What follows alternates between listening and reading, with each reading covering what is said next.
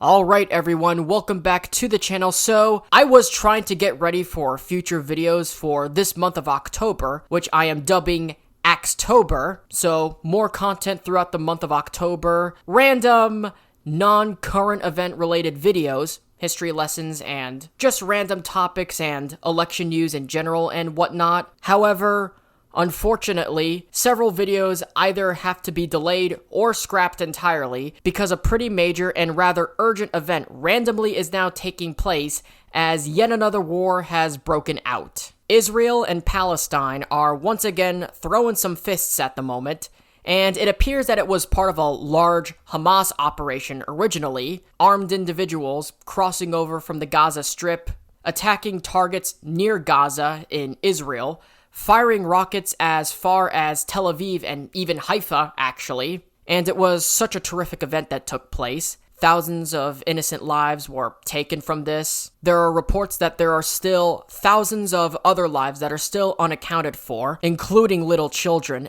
A disgraceful situation. It's just an absolute fucking disgraceful situation that took place in Israel by Hamas. Rockets launched over Haifa and Tel Aviv, significant number of them, over 2,000 counted by Israeli sources. The Hamas members that are firing them, they're saying that it's about 5,000, so it's somewhere within that numerical range. So we haven't seen an attack like this in a long time, like almost living memory, so this is a pretty big fucking deal what we're seeing here. Now, obviously, this ain't the first time this has happened, as there has been plenty of dust-ups and brawls going on between Hamas and the IDF over the years. But this, what we just saw over here, is a pretty significant operation. And also, in addition, Hamas is also supposedly claiming that they have taken some Israelis hostage. Whether or not that is true, whether that is just a supposed overbearing claim,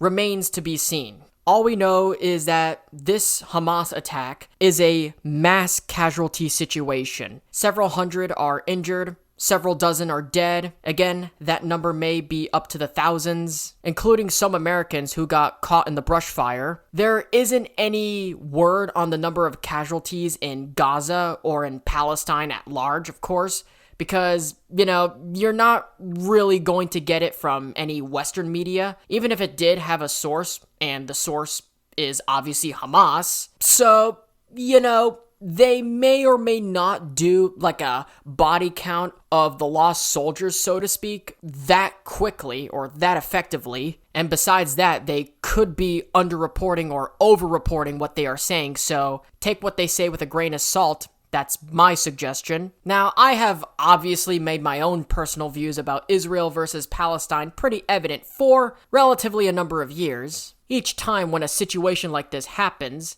and that is that I really do not get why people cannot necessarily normalize in the region. And it's not just Israel and Palestine. That's just the tip of the iceberg. It's Syria, it's Iraq, Lebanon, and all these other places, and even to a degree, Libya and Egypt. This general region in the world has been a major flashpoint for conflict now for thousands of years, with non-stop territorial disputes and invasions. Unfortunately, I really don't see any of this ending anytime soon, or it getting any better. Originally, in the past, of course, it was all about trade routes. It's an important trading area. You've got convergence of trade from like Africa, Asia, and Europe across the Mediterranean, the Suez Canal right near Alexandria. It's sort of like the Panama Canal of the Afro-Eurasian trading in this general region of Turkey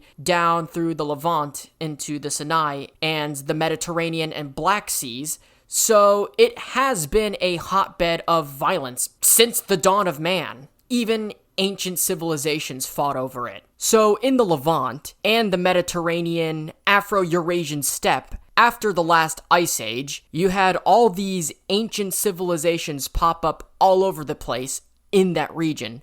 Mesopotamia, which had Babylon and Sumer. Of course, you had ancient Egypt in the northeastern corner of Africa. And the Levant, the eastern Mediterranean, had Phoenicia and Judea, and the broader Kingdom of Israel, land of the Jewish people. Israel is seen as the historic land of Judaism and the Jewish people. This is not just religious or political. I know I might be sounding like a Zionist saying this, but this is all historical. I'm going through history here. The region south of the Phoenicians was the Kingdom of Israel, ruled by King David and King Solomon, two historical figures, and this has been their homeland since as far back as we can remember. Throughout history, the Jewish people experienced periods of sovereignty in the land of Israel, including under those two kings, David and Solomon, and even well before and after that. And unfortunately, throughout the course of history, since the first human civilizations, it has been conquered numerous times, from as early as the Egyptians and Persians to as recent as the British Empire. It was under Roman control, under Egyptian control, under Greek control, under Babylonian control, under Persian control, under Ottoman control, and even under British control. Israel, by the way, has its own cricket team and a rugby team. In the turn of the century, around the beginning of the 1900s, Jewish immigrants began moving to the region, which was then part of the Ottoman Empire. The tensions between Jews and Arabs increased as more Jewish immigrants arrived, and after World War I, the League of Nations granted the British the mandate to govern the area. This was around the same time the Zionist movement started to emerge, advocating for the reestablishment of a Jewish homeland in the land of Israel. The movement then gained momentum, and in 1947, the United Nations proposed a plan to partition Palestine into separate Jewish and Arab states, with Jerusalem under international administration. The plan was accepted by Jewish leaders, but rejected by Arab leaders, and in 1948, the State of Israel was established following the United Nations partition plan, leading to further conflict. The creation of Israel was a significant development in modern history, and it remains a deeply contentious issue in the Middle East, with different perspectives from Israelis, Palestinians, and the international community at large. The Israeli-Palestinian conflict centers on competing historical and national narratives, with both Jews and Palestinians laying claim to the same land, especially with regards to Jerusalem, which we will get into later on. As a result, the issue remains a source of ongoing conflict and diplomacy, and options on the historical authenticity of the Jewish connection to the land of Israel continue to vary amongst different parties. Now, of course, the two Arab-ran states of the partition includes two regions, which are the West Bank and the Gaza Strip. The Gaza Strip is governed by the Palestinian political and militant group known as Hamas, while the West Bank is governed by the Palestinian Authority. Israel maintains a military presence in parts of the West Bank, and there are ongoing tensions and violence in that region. Again, this has been going on well before the creation of Israel and the British Mandate. It started with trade routes from different empires, and with this conflict, who historically claims the land and who was originally there is what they're fighting over. And now, in today's day and age, especially during and after the Cold War, you've got energy now. You've got all these oil nations like Saudi Arabia and Qatar and the UAE and pipelines and whatnot, and movement of people, movement of goods, and still you've got a large amount of trade volume in that region, and so people fight a lot. And Hamas is effectively saying, well, you know, we're fighting back, we're retaliating for violence by settlers and occupiers, so Israeli settlers, especially in the West Bank. Again, that's been an issue for a long time now. We've discussed about the ongoing fighting going on in that region, as well as the desecration of the Al-Aqsa Mosque, of course. Al-Aqsa and the Dome of the Rock, or the Temple Mount in general,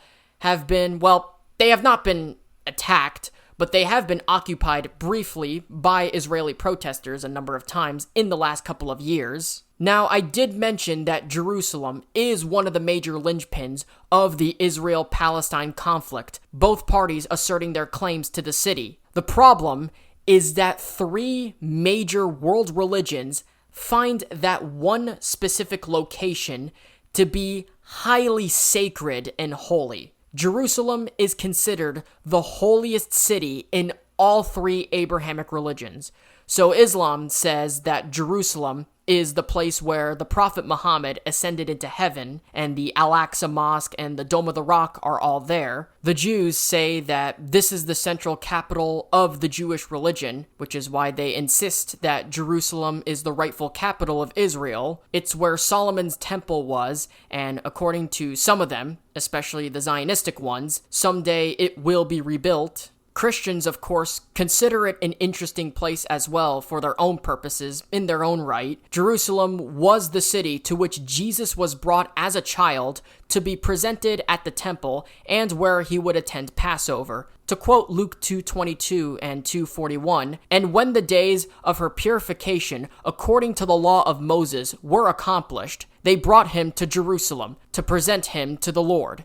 And now his parents went to Jerusalem every year at the feast of the Passover." It is also the place where Jesus preached to the poor in his adult life and was crucified at the end of his life and resurrected by God.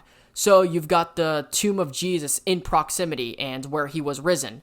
Jesus was born in nearby Bethlehem, and this was sort of like his hometown where he spent most of his adult life preaching to the poor. He was brought here as a child to be presented at the temple, and on occasion he would be in Jerusalem for Passover. So Jerusalem holds just as much significance in Christianity as it does in Islam and Judaism. The issue here is when multiple different religions care for a specific site, a specific human settlement that they all want to occupy, and you've got people living in relatively crowded situation that don't necessarily get along for partisan and religious reasons. Typically what's going to happen is that government, extrajudicial forces, and third parties are going to seize upon them. It's sort of like what we have here in the US and even to some extent most of the West. Sometimes government tries to get people to dislike or distrust one another with propaganda for voting or fiscal purposes based on their gender, religion, sexual orientation, the color of their skin, and whatnot. We kind of sort of have that same situation here too, since this nation's founding. If you, though, have an enclave of people who, by and large, are Islamic, and they claim their own separate sovereignty, so the Palestinians, with the governing authority there, Israel, which is largely Jewish, and the land of the Jewish people, naturally there are going to be pretty significant issues there, and that's what we've seen for quite some time now. And what we are seeing right now are some of the more significant attacks that we've seen in many years. And what's even crazier is that this was totally unexpected. I mean, to me personally, this was more of like a surprise attack. I don't think there was like any, I guess, forewarning that this was going to happen. I'm pretty sure some Israeli intel knew what was going on beforehand, but most people really wasn't expecting this attack to happen. And this one in particular is a pretty big fucking deal. I would like to know on the side as far as US foreign policy is concerned, under Trump, you got the Abraham Accords. Under Joe Biden, you get this sort of bullshit. It's sort of like you know how people say that some historical events, tend to rhyme like a poem?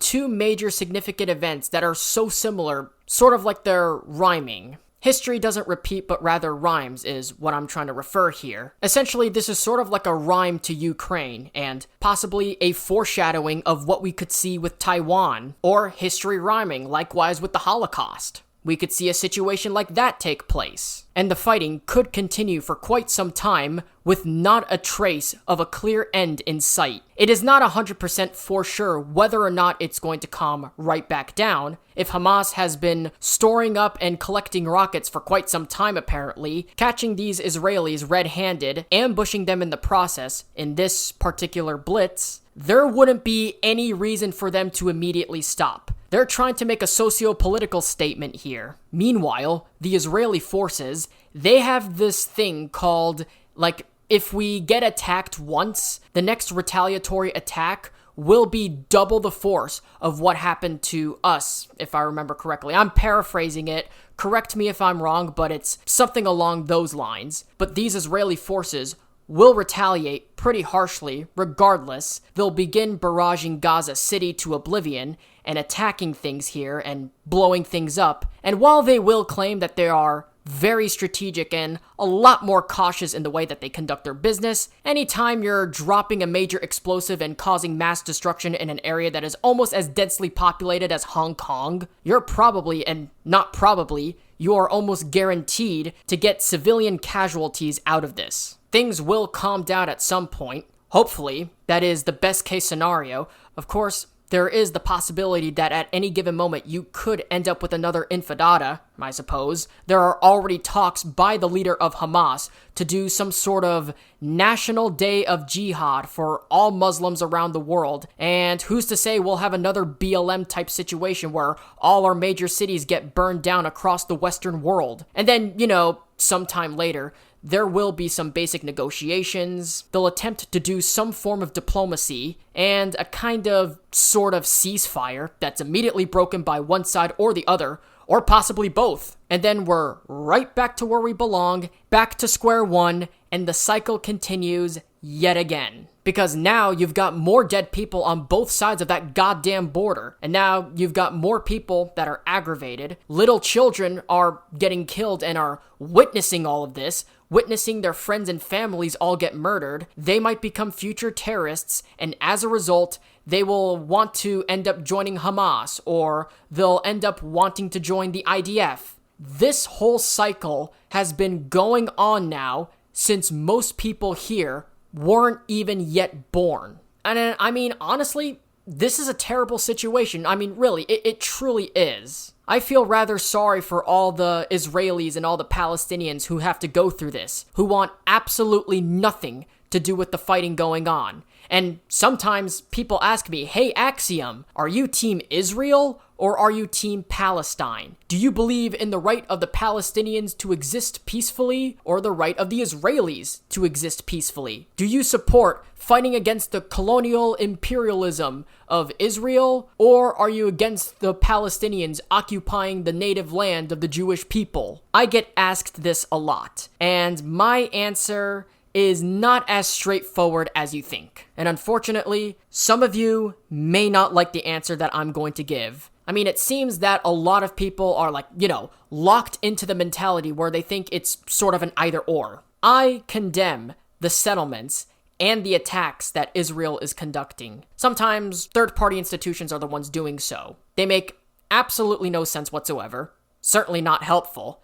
And I think if somebody has to, set up a village that has been living there for 50 or so years, they should be left alone. That's why the mandate and the partition even existed to begin with. Hamas, on the other hand, are not nice people. Hamas is a terrorist organization, much like with Al-Qaeda and ISIS. The Palestinian rulers and governments, they're not freedom fighters. And some people would claim that they are, and that they're the good guys, fighting against evil imperialism and whatnot. When they're firing their unguided missiles and are attacking Israel, they're trying to kill a Jew. It doesn't really matter to them whether it's an IDF member or not, and so it could be some 9-year-old little girl. They're not really fighting against imperialism. They just want Israel destroyed. Israel, on the other hand, is the rightful land of the Jewish people. And this is not in any way political, although it is obviously politicized. It's actually historical. So the fact that these people are being hunted and killed by this organization and their historic homeland is being destroyed is barbarically disgusting. Especially the fact that little children are victimized in this too. And in actuality, it's the civilians that have to suffer from what these governments are doing to each other, not really the soldiers or the reserves. The civilians are suffering the most from these actions. It would not in any way surprise me if there are a dozen dead kids on both sides of the border right now. I think they're all messed up. I think they're both deranged. I think they are both equally as deranged. I condemn them both of what they do to each other and their civilians. Israel should exist because, again, historically, land of the Jewish people, kingdom of Israel, King David, King Solomon, and the whole peaceful partition should not be violated, even though it is anyway by the Israeli government. That doesn't necessarily mean that they're colonial, which is false. Their land needs to exist. Doesn't give us Americans the right for us to be involved in it whatsoever. I'm pro-America and anti-war as far as Israel and Palestine is concerned. No, Israel is not the only democracy in that region, as some warmongering Zionists would suggest. And no, Israel are not imperialistic. This was not the historic site of the Arab people, and the Israelis are not colonizers. And this is not the open-air prison apartheid evil state. That's just some religious and historic revisionism that comes mainly from jihadist leftoids. Keep in mind, the Jews were here, and then they kept getting invaded by multiple empires, which created the diaspora throughout Europe, well before the Arabs took over. And likewise, Palestine, while they have legitimate and actual grievances there in the West Bank, when Hamas is randomly attacking civilians, a little bit different from strategic operation now, isn't it? It is absolutely reasonable and logical to be opposed to the Israeli government's treatment of Palestinians in the West Bank, while at the same time calling for the protection of Jews in Israel and their rightful homeland to exist. Bernie Sanders fucking said this. Israel has, and I say this as somebody who lived in Israel as a kid, proudly Jewish, Israel has the right not only to exist, but to exist in peace and security. But what U.S. foreign policy must be about is not just being pro-Israel, we must be pro-Palestinian as well. And whether, in my view, one of the very few things that I agree with him on, you can be pro both and condemn both of their governments for abusing each other and killing each other, including their own civilians. Hamas is no different to whatever supposed crime against humanity Israel is committing. It's one thing to call out supposed government apartheid policies and treatment, but it's a totally different thing when a terrorist organization is seeking to destroy the Jewish people and their historic homeland that is Israel. So, in this case, in my opinion, I agree with Sticks, Hex, and Hammer, and I know I'm going to get shit-wrecked by YouTube and on the comment section for saying this, but to tell you the truth, from apartheid to this bullshit from Hamas and these anti-Semitic radicals, both governing authorities can all go to hell. And I'm tired of seeing people in the United States, and the West for that matter, you dream up this whole weird, it's almost like a projection of the whole two-party mentality for the Levant. Every time a situation like this happens, it always feels like there's like a mini civil war going on in the West with regards to this issue. You're either team Israel or your team Palestine. Well, on the other hand, I'm team why don't you leave each other the fuck alone and stop killing each other for a while. You guys can exist peacefully in your own regions and stop attacking each other for religious purposes. Can we go like, I don't know, 5-10 years without some major conflict erupting in the Middle East? Is it really that necessary? I mean, Hamas clearly isn't going to actually destroy Israel and wipe out an entire race of people. And Israel doesn't have the whole diplomatic chops in order to eliminate all of Hamas, because they have to overrun all of the Gaza Strip and the West Bank in the process. There is no solution. And these people look at the fact that there is no solution in order to preserve their political dominance within the region. Rather sad and absolutely depressing. Unfortunately, at least a conflict, if not an outright war, has broken out between the Israelis and the Palestinians, yet again. And of course, as always, I'll keep you guys up to date with what's going on my Twitter/X, and even here on YouTube, so be sure to follow me there and subscribe to the channel and turn on those notifications. I am your news guy. I'll try to keep you guys up to date as much as I can with what's going on, and with that being said, thank you guys so much for watching. If you guys enjoyed, be sure to hit that like button down below. And if you're new around here, be sure to subscribe to the channel and ring the little notification bell. Be sure to follow me on all my social medias. Links are in the description below, including my Twitter, which is where I'm going to be tweeting a lot about this situation and where I'm the most active on. Share this video around with your friends, families, boyfriends, girlfriends, enemies, whomever. Definitely helps me out a lot, helps the video grow, and helps grow the channel if you share this video to whomever you know. Normally, I'd say leave all your thoughts in the comments section down below as I end the conversation down to you. This is a very divisive topic, so I'm still debating whether I should leave the comments on or disable them. I know I'm gonna get a lot of colorful comments, especially with my own opinion on the situation. So people, please behave yourself. But anyways, guys, like, subscribe, ring notifications, and until then, take care, talk soon, and I'll see you guys in the next one. Peace.